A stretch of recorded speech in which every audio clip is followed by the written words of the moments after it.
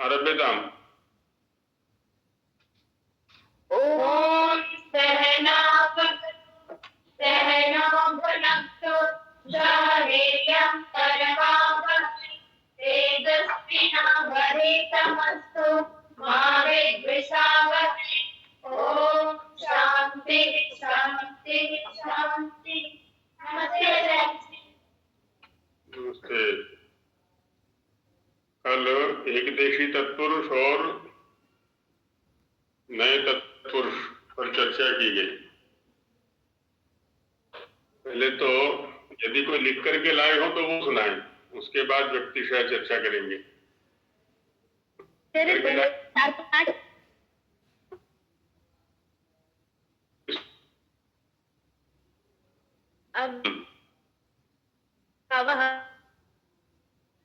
व्यर्थस्य प्रधानता भवति। अव्ययस्य प्रयोगः प्रायः पूर्वपदे दृश्यते। बिल्कुल बोलिए। अयं समासः नपुंसकलिङ्ग अव्ययसंज्ञकः च भवति। अयं समासः नित्यसमासः उच्यते यतः अस्मिन् समासे अस्वपद विग्रह वर्तते। जी हो गया। अब तत्पुरुष। तत्पुरुषः। तत्पुरुष समासे उत्तर पदार्थस्य प्रधानता भवति। अस्य समासस्य बहवः प्रकाराः सन्ति। अस्मिन् समासे उत्तरपदस्य यत् लिङ्गं भवति तदेव समस्तपदस्य लिङ्गं भवति। परवल्लिङ्गं द्वन्द्व तत्पुरुषयोः इति सूत्रेण अयं समासः अर्थः भवति यत् वाक्यरूपेण अपि लेखितुं शक्यते विभाषा पदस्य अनुवृत्तिकरणात्। जी धन्यवाद। बहुत सुंदर, बहुत सुंदर। हाँ, आर्ष कन्या वाले भी लिख के ले आएंगे कुछ? आर्ष कन्या वालों ने हाथ उठाया हुआ है। जी आचार्य जी, मैं संस्कृत में लिख कर आई हूँ। हाँ, नई तत्पुरुष समास का। बोलो। तत्पुरुष समासस्य एव एकः भेद नई तत्पुरुष समासः अस्ति। न अर्थकः नयस्य परः शब्देन सह समासः भवने नई समासः भवति चेत् पश्चात् व्यञ्जन भवति तर्हि नयस्य अशेष भवति। स्वरः पश्चात् भवति तर्हि नयस्य अनशेष भवति। नय इति अव्ययं सुबन्तं समर्थेन सह विकल्पेन समस्यते तत्पुरुषस्य समासो भवति। न ब्राह्मण इति अब्राह्मण। न ब्राह्मणः अब्राह्मणः। आचार्य जी, मैं ये वाला सूत्र जो है पूर्व परा धर तरा नाम, इसका ये क्या बोलते हैं संस्कृत में लिख कर आई हूँ, उसकी बोल दो। क्या लिख लाई, बोलो। अव्ययवाची पूर्व अपरः च सुबन्तेन सह विकल्पास भवति चेत् एकः व्यस्य कथनस्य समासस्य तत्पुरुष संज्ञा भवति। एषः षष्ठी तत्पुरुषस्य अपवादः अस्ति। हाँ, भाव तो ठीक है, लेकिन शब्दों के प्रयोगों में भी और अभ्यास की अपेक्षा है। अब अव्यय का प्रयोग किया तुमने, अव्यय शब्द तो यहाँ पर नहीं है। अव्यय शब्द का प्रयोग किया है। विकल्पाय भवति नहीं होता, विकल्पेन भवति ऐसा होना चाहिए। नियमित लिखो, नियमित लिखने से स्वयं परिष्कार होता रहेगा। लिखो फिर पढ़ो उसको। हाँ, अपने से बड़े हैं उनको सुनाओ। हाँ जी, और कोई लिख करके लाए? राकेश जी। आचार्य जी, मैंने कुछ प्रयत्न किया है। नया तत्पुरुष समास है। बिल्कुल बिल्कुल, सुनाइए। नया तत्पुरुष समास अयमपि तत्पुरुषस्य समासस्य अवान्तर रूपम्। अयं षष्ठी तत्पुरुषस्य समासस्य अपवादः। क्वचित् आचार्याः प्रथमान्त तत्पुरुष समास इति उच्यते। ने इत्यवयं पदं समर्थेन सुबन्तेन सह समस्यते विभाषा तत्पुरुषः समास भवति। उदाहरण न ब्राह्मण अब्राह्मण अस्मिन् उत्तरपदं प्रधानो भवति तथा द्विप्रकारेण प्रयुज्यते। क्रियाया संबंधे अस्मिन् विध्यायां नय शब्दस्य प्रधानत्व भवति। पदार्थे संबंधे न ब्राह्मण आनीय अर्थात अत्र जाति क्रिया विभज्यते जाति प्रकरण ब्राह्मण भिन्न पदार्थ मन्यत्वा अन्य पदार्थ य मनुष्य जाति तम आनीयते। नए शब्दस्य अनेकार्थ दृश्यते यथा प्रयोगाधारे। चेत हलादि शब्द अब्राह्मण अकृत अकारण अकारण यदि अजादि शब्द अनावरण अनश्व इत्यादि। बहुत अच्छा है, आपने अच्छा प्रयास किया। भावों की तो अवगति हो रही, शब्दों पर अधिकार करने का और थोड़ा सा अभ्यास करना है हमको जी। हाँ, बाकी बहुत अच्छा प्रयास है। हाँ जी, और किन्हीं ने कुछ लिखा है? जी आचार्य जी। अब तुमने तो सुना दिया। हमने नहीं सुना है, प्राची ने सुना है। अब कौन सुनाने जा रही है? माही? जी आचार्य। अच्छा, क्या क्या लिख के लाई हो, किस विषय में? नई समास और द्विगु। अच्छा, पहले ये बताओ, अभी जो महाशय जी ने पढ़ा था उसमें कुछ त्रुटि थी विषय में या ठीक था, या सुना ही नहीं? नहीं सुना। सुनाने वालों में ये समस्या होती है, दूसरों का नहीं सुनते, केवल अपना ही सुनाने का रहता है उनको। उसमें त्रुटि ये हुई है, प्रस्तुति थी नए तत्पुरुष समास की, लेकिन एक देशी तत्पुरुष के भी जो विशेषताएं हैं उनको भी उसमें सम्मिलित कर दिया। जैसे इन्होंने कहा कि षष्ठी तत्पुरुष का अपवाद है, और भी कुछ वाक्य ऐसे आए थे जो कि एक देशी तत्पुरुष के प्रसंग से थे, नए तत्पुरुष के वो नहीं है। चलो तुम भी सुनाओ, क्या लिख के लाई? तत्पुरुषस्य एव भेदः नई समास अस्ति। नई अव्यय सुबन्तस्य समर्थः सुबन्तेन समासः भवति। तस्य च तत्पुरुष संज्ञा भवति नई अव्यय पदम्। अत्र च न लोपो नयः न यस्य न लोपः भवति, तस्य च अशेष भवति। उदाहरणं न ईश्वरादि अनीश्वरादि। अब तुमने सूत्र तो बोला न लोपो नया, और उदाहरण दिया अनीश्वर का। अनीश्वर में केवल न लोपो नहीं नहीं हुआ है, उससे अगला सूत्र भी लगा तस्मान नुडची। तस्मान नुडची लग करके नुट का आगम होकर के तब अनीश्वर बनेगा। न लोपो नया होने पर तो केवल नए के नकार का लोप होगा, और से उत्तर जो न बैठा हुआ है वो नुट से आता है। चलो बहुत अच्छा है। और किन्हीं ने कुछ कृपा की है?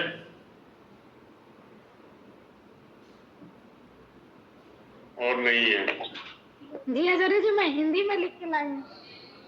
हिंदी में इन्हीं का हिंदी अनुवाद कर दिया होगा तुमने, प्राची का और माही का? नहीं, मैंने अलग लिखा है। अलग लिखा है तो देखते सुनते फिर अलग होगा तो। सुनाओ। नए समास, नए अव्यय पदम। जिस सूत्र से जिस समास का विधान होता है उसे उस नाम से जाना जाता है।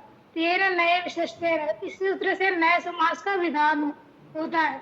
नए समास निषेध अर्थ में होता है, ना का अशेष बचता है।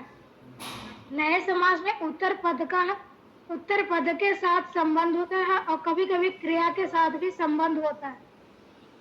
कभी कभी क्रिया के साथ भी इसका संबंध होता है तो निषेध अर्थ में होता है, और उत्तर पद में जब संबंध होता है तो विधि अर्थ में होता है। और नए का आशेष बचता है, और उसको हम तत्पुरुष संज्ञा दी है। यदि बाद में व्यंजन होगा तो नए का न का आलोप हो जाता है, और शेष आ रहता है तो और यदि स्वर बाद में रहेगा तो न का अन शेष रहेगा। जैसे अप्रिय न, न प्रिय अप्रिय, न उपस्थिति अनुपस्थिति, न आदर अनादर। बहुत सुंदर। और तुमने नए समास का विधान करने वाला सूत्र ठीक नहीं बोला। तेन नए विशिष्टे नाने, ये सूत्र उद्धृत कर दिया। इस सूत्र की तो चर्चा ही नहीं होती हमारे कल। वो अलग प्रकार के समास की चर्चा करता है। नए तत्पुरुष समास करने वाला सूत्र केवल नए ही है। ये नए जो सूत्र है ना, इसी से इसका विधान होता है। बहुत अच्छा, ऐसा ही प्रयास करें सभी लोग। अगली बार संस्कृत में सुनेंगे। क्या नाम था तुम्हारा? नाम नहीं बताया। उषा। हाँ, उषा। उषा का मतलब क्या होता है? सुबह प्रातः काल के जब वेला हो तो हाँ, लालिमा। हाँ, लालिमा होती है ना। तो अब अध्ययन में भी लालिमा और प्रभात काल होना चाहिए। आगे से आगे, आगे से आगे और प्रकाश बढ़ेगा। बहुत अच्छा है। इसी प्रकार से प्रयास करना है सभी को। जी आचार्य जी। चलिए आगे बढ़ा जाए। किन्हीं की कुछ विचारणीय हो तो वो रखें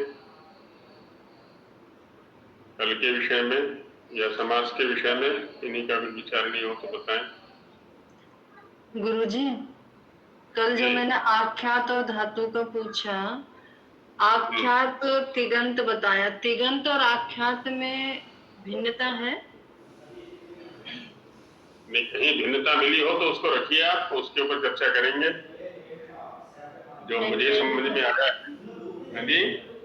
नहीं, मुझे भिन्नता नहीं मिली, लेकिन मैं पूछना चाह रही हूँ तिगंत मतलब नाम दो हुए हैं तो कुछ तो अंतर होगा इसमें। अच्छा अच्छा, इस दृष्टि से पूछते हैं। ठीक है, बिल्कुल बिल्कुल भेद है। क्योंकि तिङंत उसके स्वरूप को लेकर के है। तिंग है अंत में जिसके, तिंग अंते यस्य तत् तिङंतम। तिंग कुछ प्रत्ययों का नाम है। जो 18 प्रत्यय हैं वो तिप तस्जी आदि। और अंतिम प्रत्यय जो है ना, महिंग है। आदि प्रत्यय तिप है। तो तिप के ती से लेकर के महिंग जो 18वां प्रत्यय उसके इंगों तक एक प्रत्याहार बनता है। तो वो 18 प्रत्यय उसमें आ जाते हैं। तो उन प्रत्ययों में से कोई भी प्रत्यय जब किसी शब्द के अंत में होता है तो उसको हम तिङंत बोल देते हैं। सुप जिसके अंत में होता है उसको सुबंत बोल देते हैं। तो प्रत्यय के माध्यम से ये स्वरूप का परिचायक है शब्द। यहाँ किसी अर्थ की चर्चा नहीं हो रही है, स्वरूप परक चिंतन है इसमें, प्रत्यय को निमित्त मान करके। और आख्यात में जैसा कि निरुक्त के अंदर आया हुआ है, महाभाष्य में भी है उसका चिंतन, भाव प्रधानम आख्यातम। भाव प्रधानम आख्यातम। भाव कहते हैं क्रिया को, कि जिस पदार्थ में क्रिया की प्रधानता हो। पदस्य अर्थ पदार्थ। पदार्थ का मतलब द्रव्य नहीं है यहाँ पर, जो विज्ञान के क्षेत्र में लिया जाता है। पदस्य, पदम, पद होता है ये शब्द, और उसका कोई अर्थ होता है तो वो पदार्थ हो गया। तो जिस पदार्थ में, जिस पद के अर्थ में, शब्द के अर्थ में क्रिया की प्रधानता होती है उसको आख्यात कहते हैं। तो इस प्रकार से ये अर्थमूलक संज्ञा हो गई और वो स्वरूप मूलक संज्ञा हो गई जो तिङंत है। जी जी, अर्चना जी कुछ कहना चाह रही है। आचार्य जी, ये जो सूत्र में आता है तद्धितार्थोत्तर पद समाहारे च, इसमें तद्धितार्थ मेरी समझ में आता ही नहीं कि तद्धितार्थ क्या होता है। अच्छा ठीक। अब यहाँ तद्धित स्पष्ट है बहन जी आपको? तद्धित किसको कहते हैं? तद्धित कुछ प्रत्ययों की संज्ञा है। चतुर्थ अध्याय के प्रथम पाद में दिखाया गया था कि तद्धिता एक सूत्र आया हुआ, वहां से लेकर के और पंचम अध्याय के अंत तक जो प्रत्यय हैं उनका नाम है तद्धित। देखिए 4:1 में तद्धिता चार सूत्र एक होगा। क्षेत्र, चार एक क्षेत्र से लेके 5वें एंड तक हाँ, तद्धित होते हैं। 4 एक क्षेत्र में तद्धिता सूत्र है, तो वहां से लेकर के और 5वें अध्याय के अंत तक जो प्रत्यय हैं उनका नाम है तद्धित। अब जितने भी प्रत्यय हैं किसी अर्थ विशेष का बोध कराने के लिए वो आया करते हैं। प्रत्यायति अर्थ विशेषम बोधयति इति प्रत्यय, जो अर्थ विशेष का बोध कराता है उसको प्रत्यय कहते हैं। तो किस अर्थ में कौन प्रत्यय होना है ये उस प्रकरण में जब हम प्रवेश करेंगे, उसका अध्ययन करेंगे, तब स्पष्ट होगा। वहां तस्यापत्यम ये एक अर्थ है, तस्येदम, तत्र भव, तत्र जातः, बहुत सारे अर्थ हैं, तस्य समूहः ना, तो इस प्रकार बहुत सारे अर्थ हैं वहां पर। तो जब उनमें से कोई अर्थ विशेष अभिप्रेत होगा तब उस परिस्थिति में जो समास होगा वो तद्धितार्थ में समास, तो विभु है या समानाधिकरण है, तो वो है। आचार्य जी ये उदाहरण है पूर्वस्याम शालायाम, हाँ, तो वहां पर तत्र भवः, जी मतलब पहले मतलब पूर्वार्थ पूर्व दिशा नहीं है, पहला शब्द मतलब पहला अर्थ है जी। नहीं, ये पहला अर्थ नहीं है। पहला अर्थ तो तद्धितार्थों में देखेंगे तो तस्यापत्यम अर्थ की दृष्टि से देखेंगे तो तस्यापत्यम ये पहला अर्थ है, जबकि तत्र भवः चतुर्थ अध्याय के तृतीय पाद में, तस्यापत्यम चतुर्थ अध्याय के प्रथम पाद में। तो ऐसा कुछ नहीं है, प्रसिद्ध एक उदाहरण दे दिया है, कोई भी तद्धितार्थ ले सकते थे। अब देखिए तत्र शब्द जो है वैसे तो अव्यय है, लेकिन सप्तमी अर्थ प्रधान अव्यय है ये, इसीलिए पूर्वस्याम शालायाम ये सप्तमी लिया हमने, क्योंकि पूर्वस्याम ये सप्तमी एक वचन है स्त्रीलिंग में, सर्वनाम है। शालायाम ये भी सप्तमी एक वचन है, और भवः ये अर्थ ले लिया है। तो तत्र माने पूर्वस्याम, शालायाम, भवः होने वाला। अब किस अर्थ में समास किया गया, इसलिए वो तद्धितार्थ में समास हो गया, ऐसा रहा जी। और किन्हीं का कुछ है, आगे बढ़े। हाँ जी आचार्य जी, द्रव्य भौतिक शास्त्र में तो मुझे पता है, लेकिन संस्कृत में द्रव्य किसे कहते हैं? द्रव्य कहते हैं क्रिया और गुण के आश्रय को, जिसमें क्रिया और गुण रहते हैं। क्रिया और गुण का जो आधार है उसको द्रव्य कहते हैं। जैसे देवदत्त भी एक द्रव्य है, हम सब भी एक द्रव्य हैं, क्योंकि क्रिया के आधार हैं। हमारे अंदर भी गुण भी हैं और क्रिया भी है। तो किसी को भी ले सकते हैं, मिट्टी का ढेरा भी एक द्रव्य है, परमात्मा भी एक द्रव्य है, उसमें भी क्रिया भी है और गुण भी है। भौतिक शास्त्र तो स्पेसिफिक गुण, द्रव्य कोई भी द्रव्य एक स्पेसिफिक गुण होता है, उसे द्रव्य कहते हैं। हमारी चर्चा इस बात पर हुई थी कि प्रत्येक शास्त्र के कुछ पारिभाषिक शब्द होते हैं, कोड वर्ड्स होते हैं, तो उनको उस शास्त्र में जाकर के उसी शास्त्र के अनुसार हमें समझना चाहिए। अब यहाँ जो चर्चा चल रही है हमारी क्रिया और द्रव्य को लेकर के चल रही है, तो क्रिया का या गुण का जो आश्रय है उसका नाम है द्रव्य। यहाँ तद्धिता जो सूत्रीय है, कहाँ कौन सा नंबर है जी? ये 2:1 द्वितीय अध्याय के प्रथम पाद में तद्धितार्थोत्तर तो हमारे से पूछ रहे कौन सा? 50 नंबर है आचार्य, 2:1:50 केवल तद्धिता। तद्धिता 4:1:76 4:1:73। हाँ जी, ठीक ठीक, षट्सप्ततितमं सूत्रम। धन्यवाद। हाँ जी, वहां से लेकर के और पंचम अध्याय के अंत तक इसका अधिकार चलता है। कामिनी जी कुछ कहना चाह रही हैं? नमन आचार्य जी। ओम जी। आचार्य जी, नए सूत्र में जैसे एक अश्वय और मतलब एक तो हो गया नए अश्वय या फिर अनस्वय या नए स्वय, तो इसमें मतलब विग्रह करते हैं तो इसमें भिन्नता कैसे दर्शाएंगे? जैसे एक तो अश्व अगर नैश्व जो कल नहीं होगा, नैश्व इति अश्व, फिर एक अश्व घोड़ा, तो उसमें नए अश्व होगा, मतलब ये मुझे समझ में नहीं आया, क्योंकि अश्व तो खुद ही क्या है, तो इसमें हम नए तत्पुरुष समास में हम इसको कैसे इसका विग्रह करेंगे? तो ये अनश्व किस प्रकार हुआ, थोड़ा सा इसमें मुझे भिन्नता अगर आ जाए तो दो शब्द कैसे भिन्नता दर्शाएं, ये बिल्कुल ठीक बात है। हमारे सामने यदि आपने संस्कृत की पुस्तकें पढ़ी होंगी कुछ, तो एक ही पद में अनेक समास भी हुआ करते हैं। एक ही पद में जो है ना, एक ही समास कई बार भी हो सकता है। जैसे राजपुरुषा, क्या समास हुआ कामिनी जी? तत्पुरुष समास हो गया, राज्य पुरुष है राजपुरुष, षष्ठी तत्पुरुष हुआ। हाँ जी, षष्ठी तत्पुरुष समास। अच्छा, अब हम करते हैं राजपुरुष पुत्र। अब यहाँ कौन सा समास हुआ?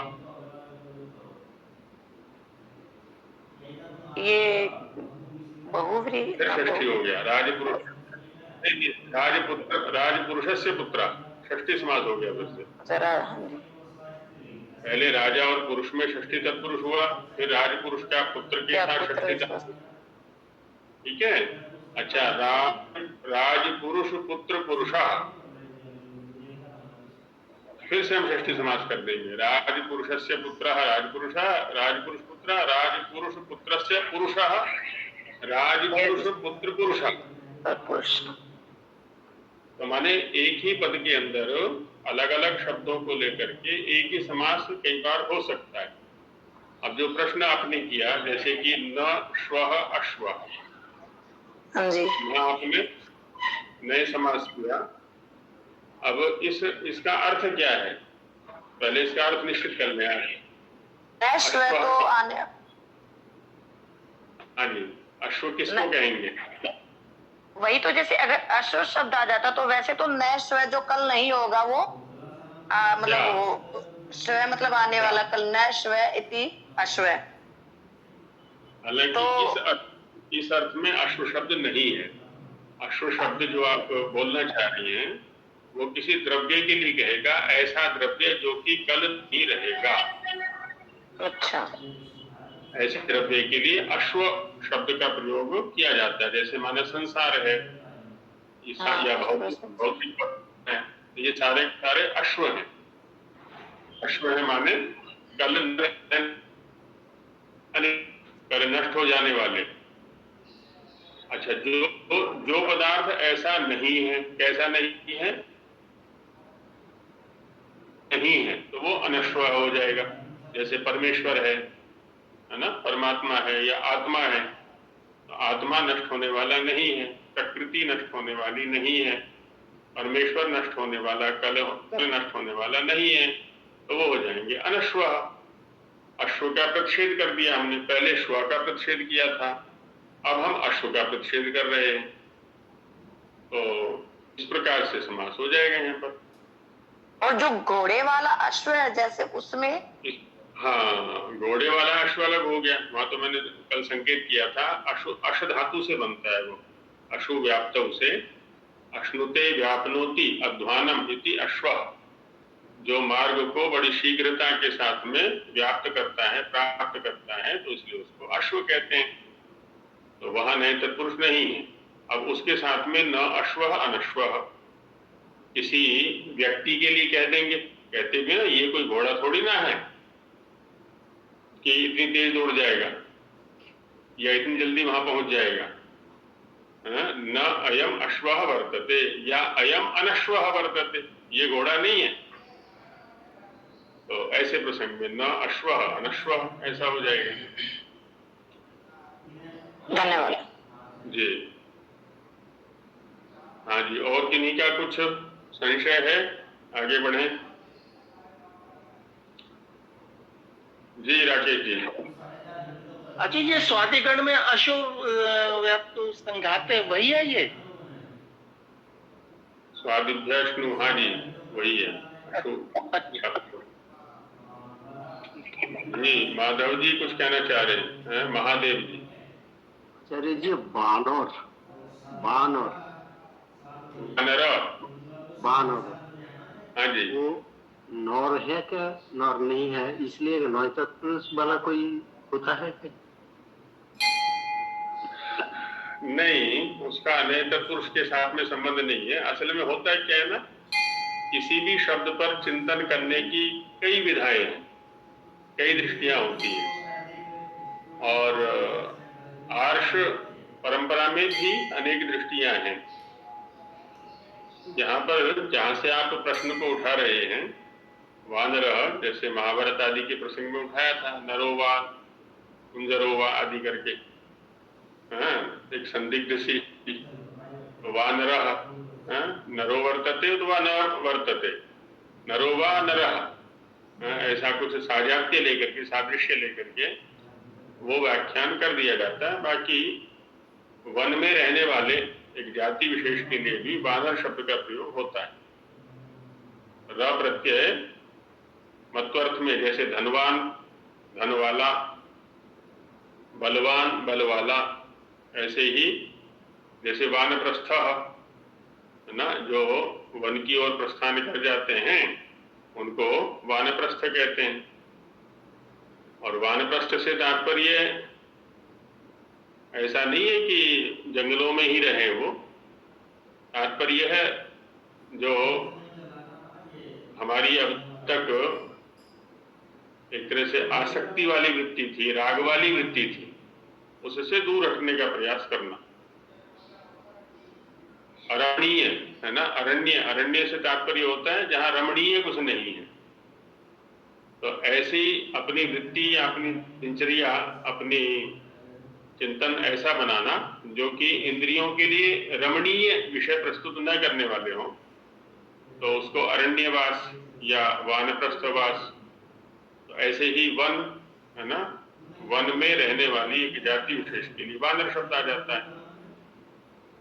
तो वहां से है वो मत्वर्थ में र प्रत्यय होकर के वानर ऐसा बन जाता है। वान, वन ही वान कहलाता है, और वान में जो रहने वाले हैं, वन जंगल में जो रहने वाले हैं, वो वानर हो गए, उससे आ जाता है। बहुत अच्छा लगा, बहुत अच्छा लगा। ये आपका ये भाषण है ना, मुझे अमृत समान लगते हैं। भले ही मेरा नॉलेज कम है, लेकिन सुनने के लिए बहुत अच्छा लगा, इसलिए मैं सुनता रहता है। जुड़े रहिए। शंकाएं जो भी आती हैं रखिए उनको, शंकाएं रखेंगे तो दोनों का परिष्कार होता है उसमें। वादे वादे जायते तत्वबोधा, शंकाएं रखने कुछ न करें जी। चलिए आगे बढ़ते हैं। नए तत्पुरुष के ऊपर कल चर्चा की गई थी, और इसमें स्वरूप के आधार पर दो भेद बताए गए। एक में हलादि उत्तर पद है और एक में अजादि उत्तर पद है। हलादि उत्तर पद रहने पर अ पूर्व पद बनता है उसका, और अजादि उत्तर पद रहने पर अन उसमें लगता है।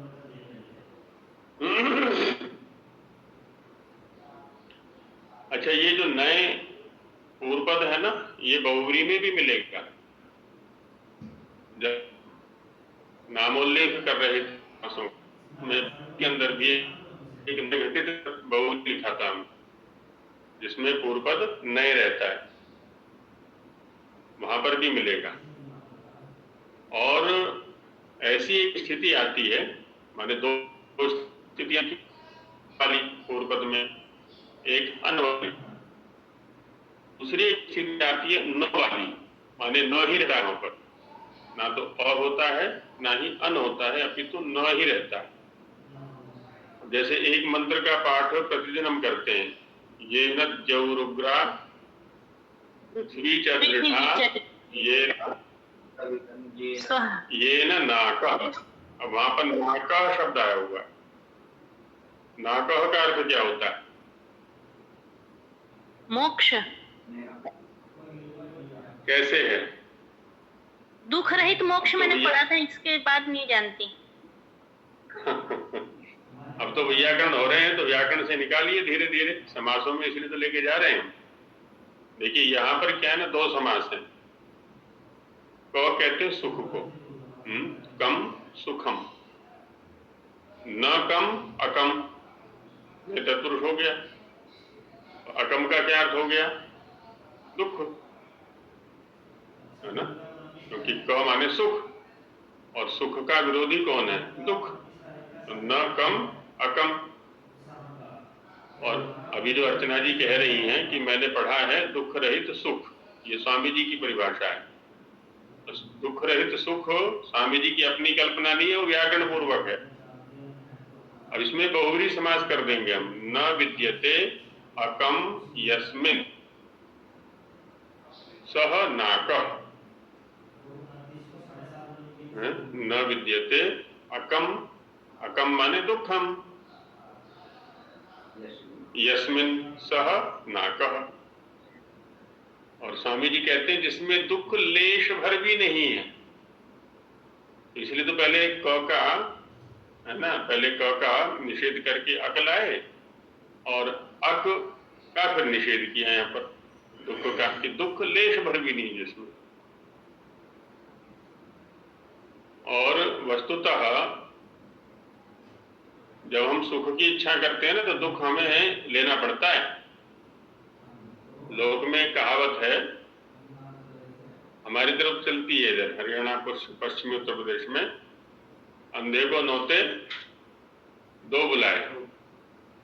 यदि किसी अंधे व्यक्ति को निमंत्रण दिया जाएगा तो इसका मतलब दो व्यक्ति निश्चित रूप से आएंगे, क्योंकि एक सहयोगी आएगा ही, बिना सहयोगी के अंधा व्यक्ति कैसे आएगा।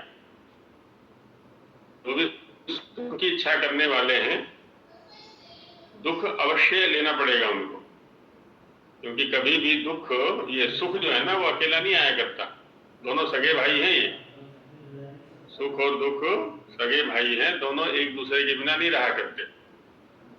तो सुख होगा तो दुख अवश्य होगा, भौतिक स्तर पर, है ना। सुख किसको कहा जाता है? अब देखिए व्याकरण में घुसते चले जाए तो बड़ा आनंद होता है। व्याकरण अंदर तक घुसा देती है एकदम। व्याकरण जो है अंदर तक प्रवेश कराती है। ख नाम है इंद्रियों का, ख कहते हैं इंद्रियों को, और सुष्ठु खेभ्यः, इंद्रियों को जो अच्छा लगे, इंद्रियों को जो अच्छा लगे वो है सुख। सुष्ठु माने अच्छा। और इसके विपरीत दुख होता है, इंद्रियों के लिए जो अच्छा ना लगे। दू, दू माने इंद्रियां जिससे दूर रहना चाहे, ख माने इंद्रिया, तो इंद्रियों को जो विपरीत लगे वो हो गया दुख। और इंद्रियों के लिए जहां अनुकूलता होगी वहीं उनके परिणाम में प्रतिकूलता भी अवश्य होगी।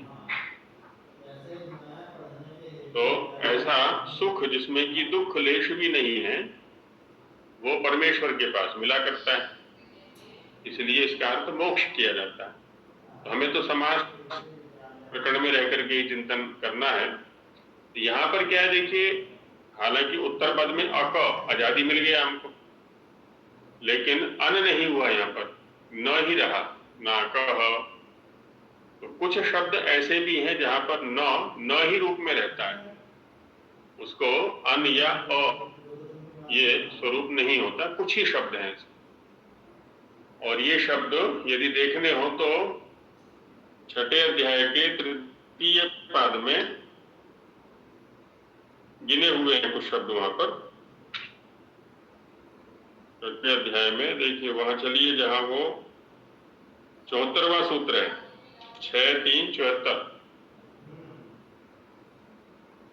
पहले 72वां है नलोपो नया, 73वां है तस्मान् नुडचि, और 74वां है न भात न पान न वेदा न सत्या न मुचि न कुल न ख न पुंसक न क्षत्र न क्र नाक। देखिए नाक शब्द भी पड़ा हुआ है। इनमें जो नए हैं वो कृति रूप में रहता है, इसके नकार का लोप नहीं होता है। तो यहाँ 74वें सूत्र में कुछ शब्द पड़े हुए हैं। आगे भी 3 सूत्र इसी प्रकार के हैं, ये 74, 75 और 76। तो एक परिस्थिति ये भी आती है न कि जहां पर कि न अपने स्वरूप में ही और या अनुरूप में नहीं परिवर्तित होता है।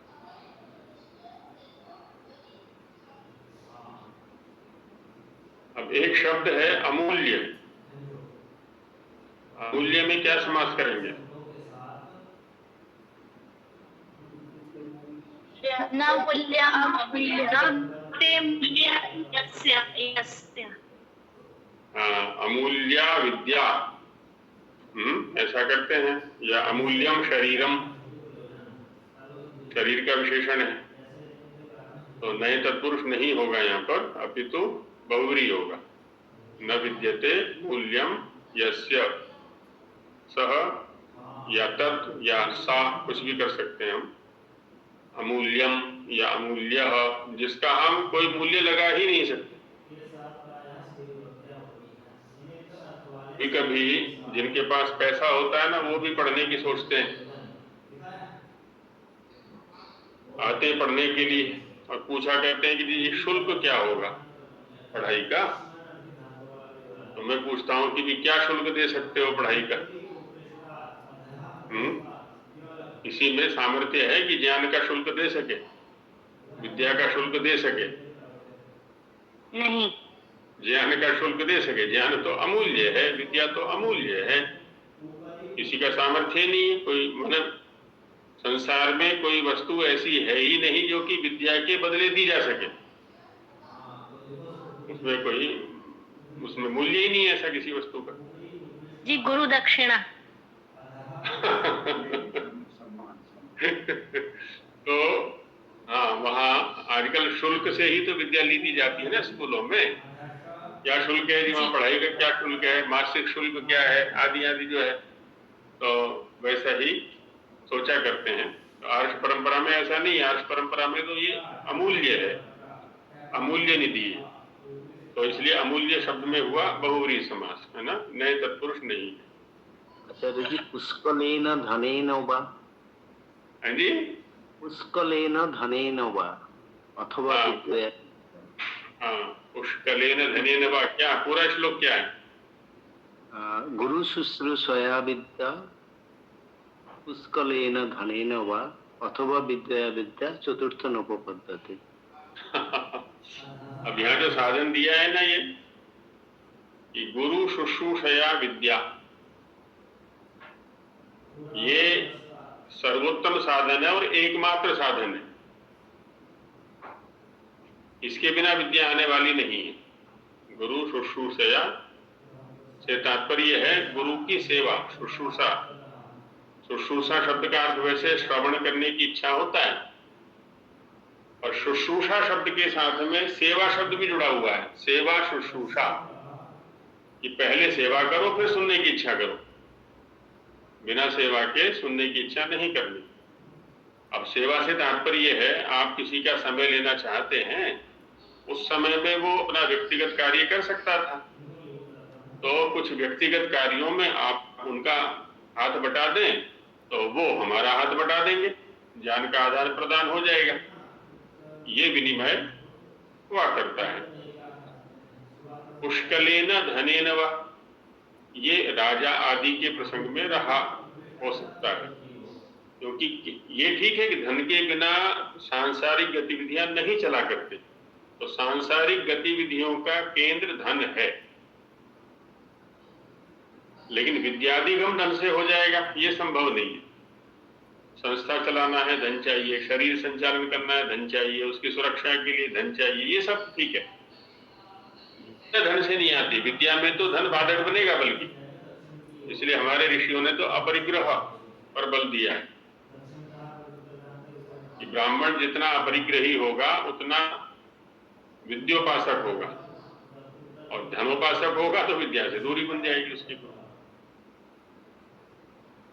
तो यहाँ पर पुष्कलेन धनेन वा में इतना ही तात्पर्य हो सकता है कि जो उसकी आवश्यकताएं हैं उन पर हम ध्यान रखें, इस रूप में हो सकता है।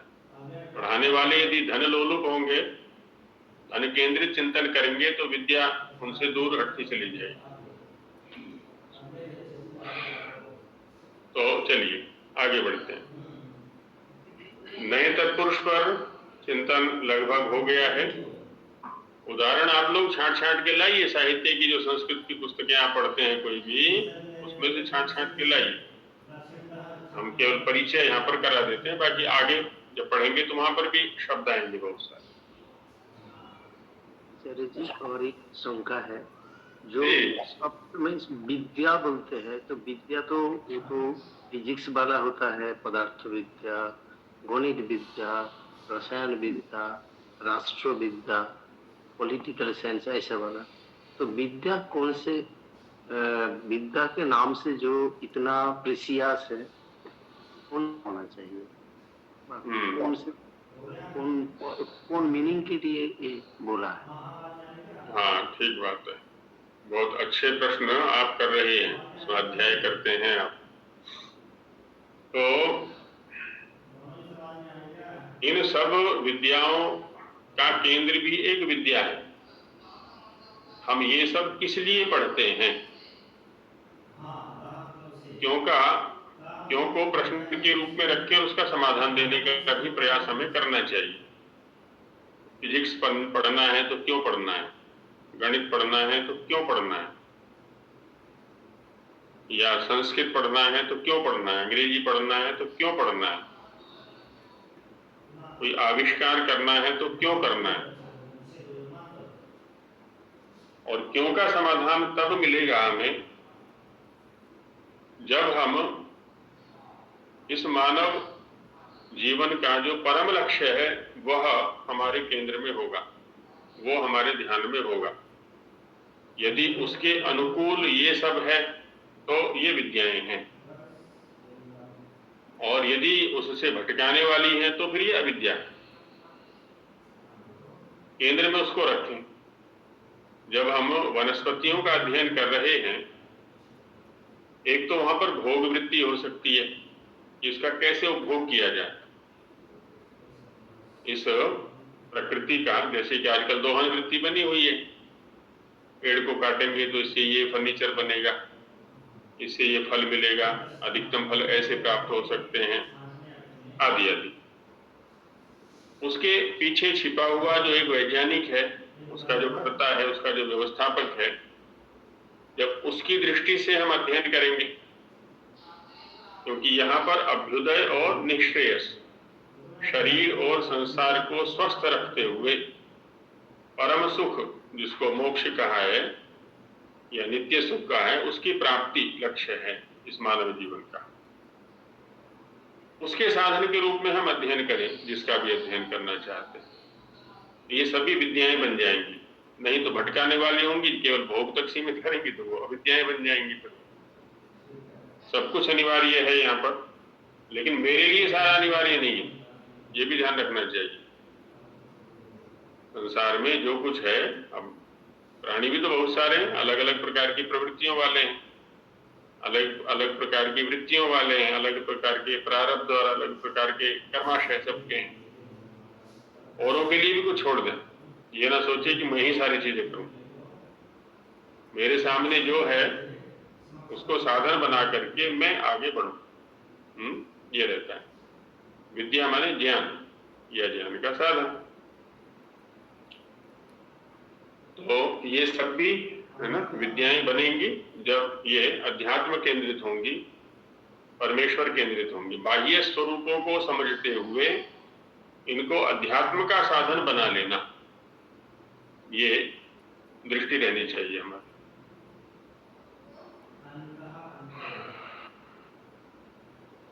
तो तत्पुरुष समास में मैं तत्पुरुष हो गया था, षष्ठी तत्पुरुष पर भी चर्चा हो गई थी, और उसी के अंतर्गत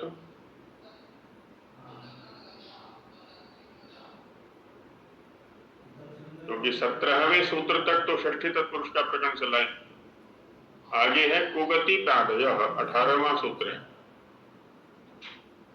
18वां सूत्र है कुगति प्रादय। कु ये शब्द स्वरूप का ग्रहण है, गति का जो प्रकरण है ये आया हुआ एक चार के अंत में।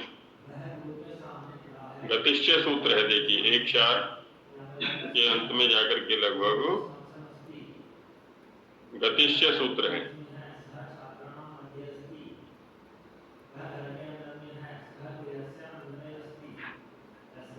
उनसठवां सूत्र है। 58 में तो प्रादय है, प्रादय उपसर्गाः क्रिया योगे, और 59वां है गतिश्च। तो 58वें सूत्र में प्रादि पढ़े हुए हैं, और देखिए 56वें सूत्र में निपात पढ़ा हुआ है, प्राग्रीश्वरा निपाता, वहां से निपाता की अनुवृत्ति भी आ रही है, और प्रादय यहाँ पर पढ़ दिए हैं। प्रादि की उपसर्ग संज्ञा होती है, निपात संज्ञा भी होती है, कब? क्रिया के योग होने पर। जब इनका क्रिया के साथ प्रयोग होगा तब इनको कहते हैं उपसर्ग, और यदि क्रिया के साथ प्रयोग नहीं है तब उपसर्ग नहीं है, तब निपात है। और परिस्थिति विशेष में इनकी गति संज्ञा भी है प्रादि की, वो परिस्थिति विशेष आगे दिखा दी है। क्रिया के योग में भी गति है ना? क्रिया के योग, क्रिया के साथ प्रयुक्त होने पर दो संज्ञाएं हैं, एक तो गति संज्ञा है और उपसर्ग संज्ञा है, निपात संज्ञा भी है। क्रिया के साथ जब इनका प्रयोग होगा तो गति, उपसर्ग और निपात, लेकिन निपात संज्ञा स्वतंत्र भी है इनकी जब बिना क्रिया के साथ प्रयोग होगा, और बाकी गति संज्ञा अन्य शब्दों की भी है, क्योंकि गतिश्चय का जो अधिकार है वो 59 से आरंभ करके और 78 तक जाता है, जीव को उपनिषदा उपम्य, यहां तक गति संज्ञा का अधिकार है। तो अब ये सूत्र कहता है कु इत्येतद् अव्ययम्, कु एक अव्यय है। गति संज्ञकाः शब्दाः या सुबन्ताः प्रादयश्च, 3 हो गए यहाँ पर, कु, गति और प्रादि। इत्येते शब्दाः सुबन्ताः अन्येन समर्थेन सुबन्तेन सह समस्यन्ते विभाषा, तत्पुरुषस्य समासो भवति। हाँ, शब्दांतरेण कह लें, सुबंतांतरेण कह लें, जो भी कह लें, अन्य किसी, क्योंकि दूसरे शब्द का निश्चय नहीं किया है यहाँ पर, दूसरा शब्द कोई भी हो सकता है। पूर्वपद का तो निश्चित हो गया कि पूर्वपद या तो कु शब्द रहेगा या गति संज्ञक रहेगा या प्रादि में से कोई रहेगा। उत्तरपद नियत नहीं है, उत्तरपद कोई भी हो सकता है, इसलिए कह लिया शब्दांतरेण, है ना? अंतर माने भिन्न, किसी अन्य, तो किसी अन्य शब्द के समर्थ सुबंत के साथ में समास होता है और वो तत्पुरुष होता है। अब इस सूत्र से जो समास होता है उसको हम गति तत्पुरुष बोल देते हैं और प्रादि तत्पुरुष बोल देते हैं। प्रादि का जो समास होगा वो प्रादि तत्पुरुष हो गया, और गति का जो होगा वो गति तत्पुरुष हो गया, ऐसे भेद हो जाता है। बस ध्यान यही रखना है यहाँ पर। अब देखिए, गति, प्रादि की भी गति संज्ञा है, गति के ग्रहण से प्रादि का भी ग्रहण हो सकता था, लेकिन प्रादि को अलग से भी पढ़ा हुआ है यहाँ पर। इसका मतलब जब प्रादि की गति संज्ञा नहीं होती तब भी प्रादि का समास हो जाता है, गति से भिन्न भी उनकी स्थिति है।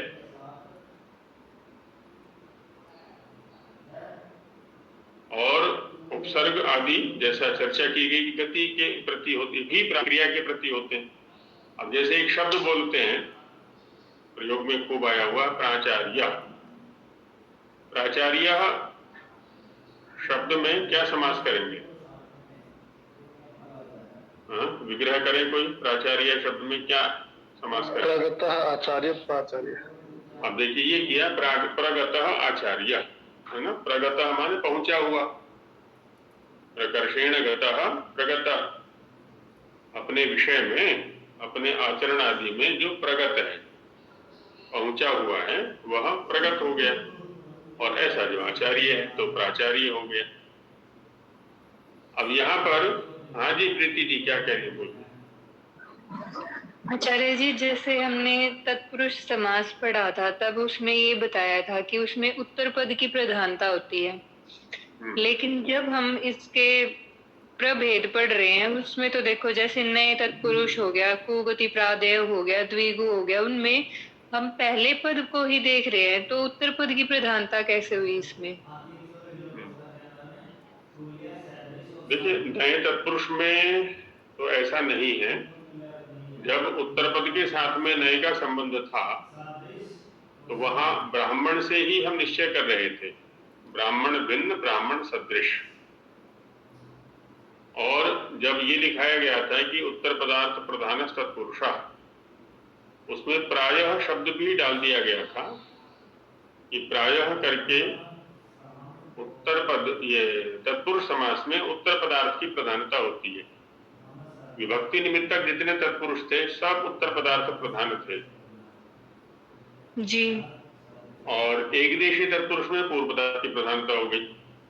पूर्वम कायस्य, पूर्व काय, काय का पूर्व भाग है ना, काय की प्रधानता नहीं है, पूर्व की प्रधानता है। अब ये प्रायिक दृष्टि से आ गया कि नहीं भी है उत्तर पदार्थ की प्रधानता, यहाँ पूर्व पदार्थ की प्रधानता है। नए में जब हम उत्तर पद के साथ में नए का संबंध लगा रहे हैं तो ना उत्तर पदार्थ की प्रधानता है ना पूर्व पदार्थ की प्रधानता, बल्कि तद्भिन्न तत्सदृश किसी अन्य अर्थ को लिया जा रहा है। उत्तर पदार्थ भिन्न लेकिन उत्तर पदार्थ सदृश। हाँ, प्रसज्य प्रतिषेध में या जब क्रिया के साथ में नए का संबंध होता तब नए अर्थ की प्रधानता है। ब्राह्मणम न आनय है ना, वहां पर निषेध की प्रधानता हो गई है। प्रादि तत्पुरुष में ऐसा नहीं है। जिस जो अभी चिंतन चल रहा है हमारा प्रगतः आचार्य, तो प्रगतः जो शब्द है वो आचार्य का ही विशेषण है, तो आचार्य की ही प्रधानता है, आचार्य की ही विशेषता को यहाँ पर बतलाया जा रहा है। कर्मधारय समास में भी उत्तर पदार्थ की ही प्रधानता है सर्वत्र। आचार्य जी, एक जैसे प्राचार्य है, इसका विग्रह अगर हिंदी में करे तो ऐसे भी तो कर सकते, प्रधान है जो आचार्य है। बिल्कुल कर सकते हैं, प्रधान आचार्य प्राचार्य, ये भी कर सकते हैं। आचार्य जी, फिर इसमें जैसे कर्मधारय है और बहुव्रीहि का जब हम विग्रह करते हैं तो उसमें कंफ्यूजन सी रहती है, उसका क्या करें? कंफ्यूजन के लिए संदेह शब्द आता है संस्कृत में, तो उसमें मैंने ये चर्चा हमारी पहले भी उठी थी। शब्दों के साथ में अब जैसे हम यहाँ लोग बैठे हुए हैं, आज 20-25 व्यक्ति हैं कक्षा में। अब एक ही नाम वाले यदि 4 व्यक्ति हो जाए कक्षा में तो संदेह निश्चित रूप से रहेगा। तो उस संदेह की निवृत्ति कैसे करेंगे हम? अब गुरुकुलों में ये हुआ करता था, एक ही नाम के कई छात्र हो गए तो उसके साथ में गांव का नाम लगा दिया जाता था। जैसे हमारे मुख्यमंत्री भी हुए ना कि ओम प्रकाश चौटाला, तो साथ में चौटाला गांव का नाम लगा दिया तो पहचान हो गई कि चौटाला वाले ओम प्रकाश, ये तात्पर्य है। तो यहाँ जितना जितना हम इन शब्दों का अभ्यास करेंगे उतना उतना परिचय बढ़ेगा। प्रकरण एक बहुत बड़ा हेतु बनता है, निमित्त बनता है शब्दों के परिचय। और इसीलिए मैंने निवेदन किया था ऐसे शब्दों को आप रखें। मैंने अपने ओर से उठाए, जैसे अमूल्य शब्द को उठाया, अविद्या को उठाया, अज्ञान को उठाया, और भी बहुत सारे शब्द आएंगे। अभी जब बहुव्रीहि में चिंतन करेंगे हम तो वहां और भी शब्द उठाए जाएंगे। तो ऐसे जब चिंतन करेंगे, बार बार इसको चर्चा का विषय बनाएंगे तो संदेह निवृत्त होते चले जाएंगे धीरे धीरे धीरे। आरंभ में हर किसी के साथ यही स्थिति होती है। अभी तो प्रवेश हो रहा है। अर्चना जी कुछ कहना चाह रही है। आचार्य जी, उररी का अर्थ पूछना था। उररी, उरह का अर्थ क्या होता है? हृदय। हाँ, अच्छा। दूसरा कहते हैं कि ये बात मैंने हृदय से लगा ली है, ऐसा प्रयोग होता है तो माने स्वीकार कर लिए। तो उरी कृत्य या उररी कृत्य माने स्वीकृत्य, स्वीकार करके। जी। हाँ, तो तो ऐसे इसको उपसर्ग बोल सकते हैं, उररी को हम उपसर्ग समझ सकते हैं। नहीं नहीं, निपात कह सकते हैं या गति कह सकते हैं, जी। उपसर्ग नहीं कह सकते। उपसर्ग प्रादि है केवल, अन्य कोई उपसर्ग नहीं है, इसको गति या निपात कह सकते हैं। जी, कोई पीहू शर्मा जी। 10 मिनट। आचार्य जी निपात क्या है? निपात बेटा अभी तो बताया था मैंने, प्रागरीश्वरा निपाता, यहाँ से आरंभ करके अधीर ईश्वर तक निपात का अधिकार चलता है। तो जिन शब्दों की चर्चा यहाँ की गई है इस प्रकरण में, प्रागरीश्वरा निपाता से लेकर के और लह परशुपतम से पहले पहले, वो सब निपात। उसमें चादी भी आते हैं, उसमें उपसर्ग भी हैं, गति भी है, कर्मक प्रवचनीय भी हैं, ये सब निपात के अंतर्गत आते हैं। और इन सबको इकट्ठा लेकर के निपात चला जाता है, स्वराधि निपातम अव्ययम, तो अव्यय संज्ञा हो जाती है इनकी। और हाँ जी, पीयू शर्मा जी कुछ कहना चाह रहे हैं। हाँ जी, वो तो इन उपसर्गों की क्रम प्रवचन में संज्ञा भी होती है। हाँ होती है ना, लेकिन ये ध्यान रखें, देखिए ये क्या है, यहाँ पर पारिभाषिक शब्द हैं। ये पारिभाषिक शब्द होते हैं जो नियत परिस्थिति के लिए प्रयुक्त होते हैं। तो उपसर्ग संज्ञा तभी है जबकि किसी क्रिया के साथ इनका संबंध होगा। यदि क्रिया के साथ संबंध नहीं है, भले ही वो प्रादि हैं, तो उपसर्ग नहीं है। अब देखिए कर्मक प्रवचनीय के प्रसंग में चलिए, 1-4 जो है ना, दिखा देता हूं मैं। प्रथम अध्याय के 4th पाद में जो कर्मक प्रवचनीय 82वां सूत्र है, अब उससे तुरंत बाद आ गया अनुलक्षणे, अनु शब्द आ गया वहां पर। अब अनु शब्द जो है ना, प्रादि के अंतर्गत भी है, लेकिन प्रादि के अंदर उपसर्ग संज्ञा तब होगी जबकि क्रिया का योग होगा। यहाँ पर क्रिया का योग नहीं रहेगा। ऐसे हीने, तृतीयार्थे हीने, उपोधिके च उप शब्द आ गया, अपरिवर्जने या अपरि आ गए, आंग मर्यादा वचने आंग आ गया, प्रतिपरि अनवह, प्रतिपरि अनु, अभिरभागे, प्रति अधिपरि कौसु पूजन, सारे के सारे ये प्रादि ही भरे पड़े यहाँ पर। परिशेष में इनकी कर्मक प्रवचनीय संज्ञा हो गई। तो जब ये परिस्थितियां रहेंगी तो कर्मक प्रवचनीय है, ये परिस्थिति नहीं है, क्रिया का योग है, तो उपसर्ग या गति संज्ञा है इनकी, ऐसा रहे। और मोदे एक जो होता है अनल विधि, न विधि अनल विधि, उसका ऐसे लेना क्या? हाँ, न अलविधि अनल विधि, बिल्कुल नए तत्पुरुष ही रहेगा वहां पर। हानि वदादेशो अनल विधौ वहां पर आया हुआ है, तो न अलविधि अनल विधि। अब वहां अलविधि कितने प्रकार की है वो एक अलग बात है, वो उसी सूत्र के प्रसंग में बताया जाएगा, क्योंकि उस सूत्र का पूरा प्रसंग समझेंगे तब जाके अनल विधि शब्द समझ में आएगा। जी। तो नए तत्पुरुष के प्रसंग में यदि रखना चाहती है तो ठीक है, न अलविधि अनल विधि, तस्मिन् अनल विधौ, ये नए तत्पुरुष हो गए यहाँ पर। और अलविधि में षष्ठी तत्पुरुष करते हैं, षष्ठी नहीं है वहां पर, पंचमी भी है, षष्ठी भी है, सप्तमी भी है, तृतीया भी है, अलविधि आदि आदि करके। अब वो क्यों है, कैसे है, वो उसी सूत्र के प्रसंग में चर्चा की जाएगी। तो प्रगतः आचार्यः प्राचार्य। अब यहाँ पर प्र का गत के साथ संबंध है,